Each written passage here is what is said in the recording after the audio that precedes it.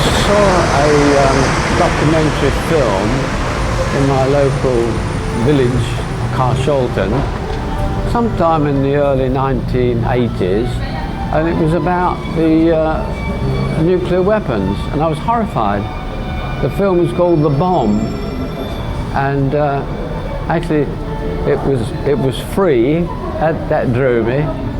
There were donations as you left, and I was horrified. I haven't got television, and I still haven't got it, but probably some of this stuff, or might have been some of it on television, or might not. But it was an excellent way of putting it across, some of these shocking things that were happening.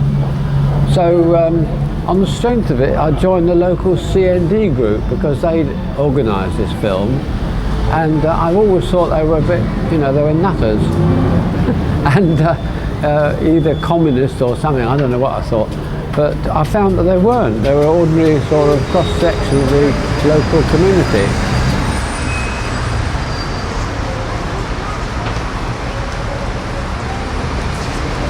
I became an anti-nuclear campaigner. There were big demos going on in London, and in fact, the year I retired, which was 1988, I went to live at a peace camp at the nuclear cruise missile base at Molesworth.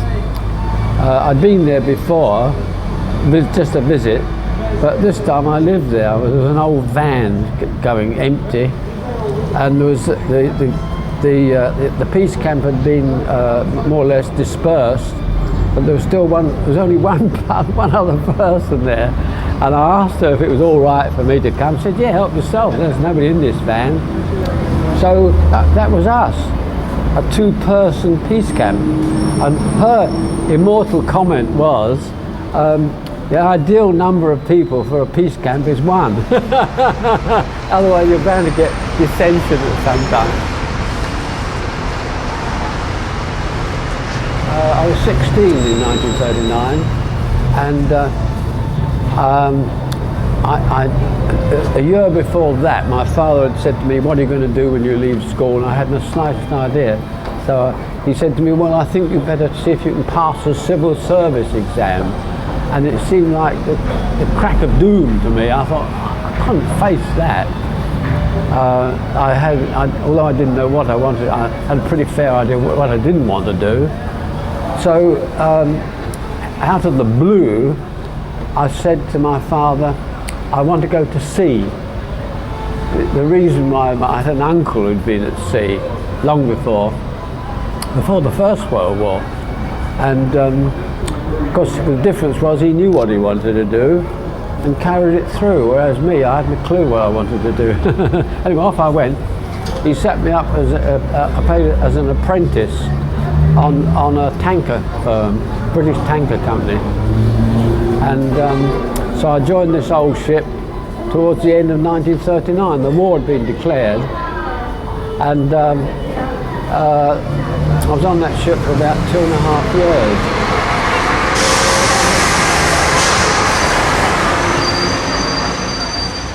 I was clueless about political things. I suppose, but I was rebellious from an early age against my father's some of his things. So that was something that went on, which was not good. I wasn't outwardly rebellious. I would go in, anything that he thought was good, I'd go the opposite way, and all sorts of things. It was poor man. He'd been wounded in the First World War. He was a very good man, and but he got this. I suppose he got a militaristic angle on things, and he had been a very adventurous man in his young life before the First World War, and no, I hadn't got no political views at all, virtually.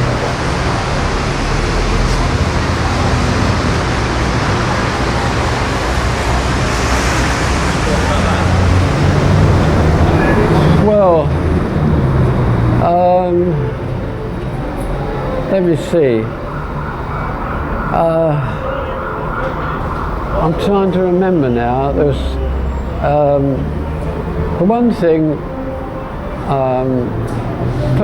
through the Second World War, I got into the habit of abusing alcohol, and that carried on for many years. It's a bit embarrassing, but I was one of these people that could leave it alone for a bit and keep on, and it really was a part of the effect of wrecking a couple of marriages. Around about 1985, with help, I stopped drinking, and that's it. I haven't. I'll leave it alone, because I realised, although I was in denial, that this had caused a lot of trouble. Of course, I mean, my own attitudes were wrong in a large degree. I suppose I was one of the people who believed that might is right, which is what we're seeing now. And through Buddhist ideas, it was all happening much about the same time. And CND, all these three factors came in.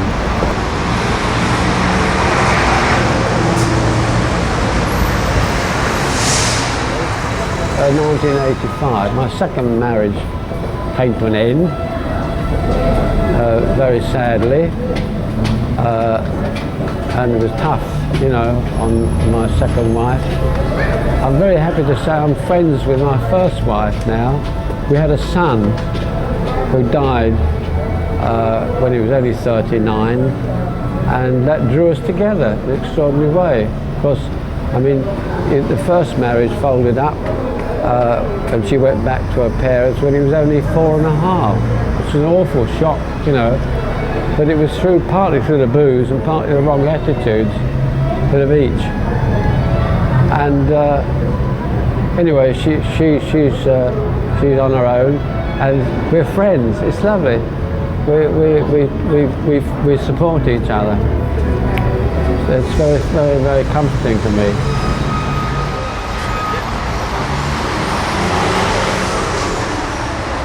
In 1990, after Iraq invaded Kuwait, somebody called Pat Arrowsmith, who'd been a very active campaigner in CND, she got this crazy idea that we should set up a peace camp on the border between Iraq and Saudi Arabia.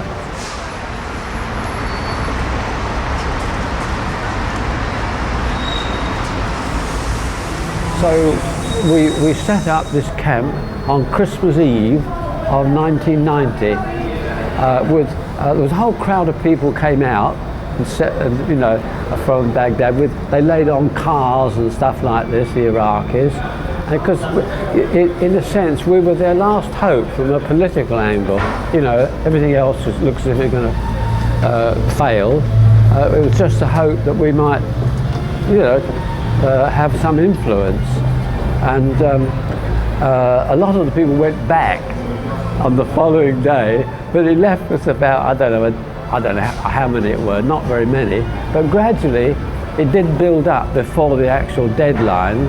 That was the 15th of January was the deadline.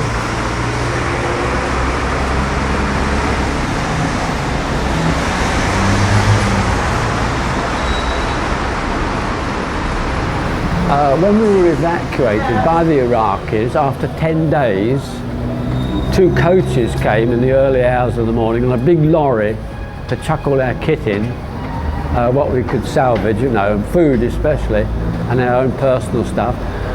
We were evacuated to Baghdad, which was of course being bombed. And we watched the bombing. It wasn't heavy bombing, like it was, you know, strategic bombing. They bombed everything that makes a city work. Power stations, everything that is essential for a city. Waterworks, all these things. And of course the RAF bombed the bridges. they flew low and caught it in the neck, some of them. The Americans were flying so high that you couldn't see them. You couldn't see the planes. You could see vapor trails in the daytime, and at night time it was like a firework display. You know, because the Iraqis were firing up anti-aircraft stuff, but none of it was reaching that altitude. It was just a waste of time, really. And I thought to myself, well, I was horrified to think that this was happening. The city was being smashed up, you know.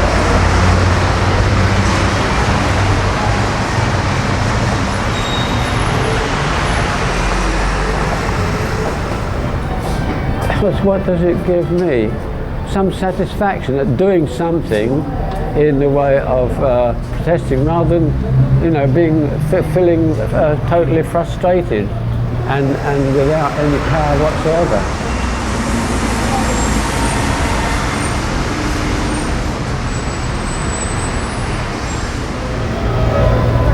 Well, I'll carry on doing this as long as I can.